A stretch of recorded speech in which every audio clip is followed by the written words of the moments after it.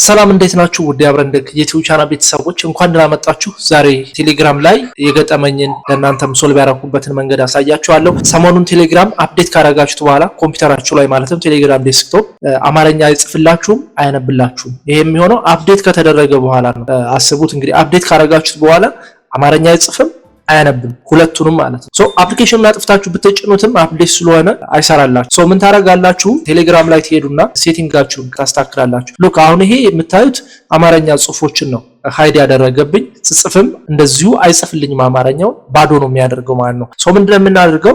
ቀጥታ ሴቲንግ ነው የምንገባው። ፕሮፋይላችን ስር ላይ ሴቲንግ እንገባለን። ዘን አድቫንስድ ሴቲንግ ላይ እንገባለን። ከአድቫንስድ በኋላ መጨረሻ ላይ ስትሄዱ ኤክስፐሪመንታል ሴቲንግስ ምትላለች።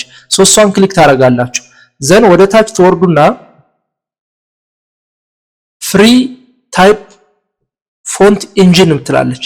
እሷ ኦፍ ሆና ነው የምታገኙት ቢኮዝ ኤክስፐሪመንት ስለሆነ እሷን ኦን ታደርጋላችሁ ማለት ነው። ኦን እንዳደረጋችሁ ሪስታርት ይጠይቃችኋል። ሪስታርት የምታደርጉት ኮምፒውተራችሁን ሳይሆን ቴሌግራሙን ራሱን ነው። ሪስታርት የሚለውን ክሊክ አድርጉለት። አጥፍቶ ራሱ ሪስታርት ያደርጋል ቴሌግራሙን ማለት ነው። ሉክ ራሱ ተመለሰ አሁን ራይት።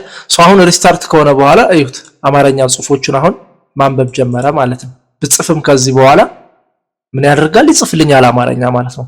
it is easy በቀላሉ በዚህ መልኩ ማስተካከል ትችላላችሁ።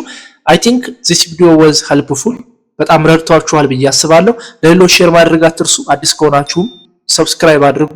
ይመቻችሁ። ቻው ቻው ቤተሰብ።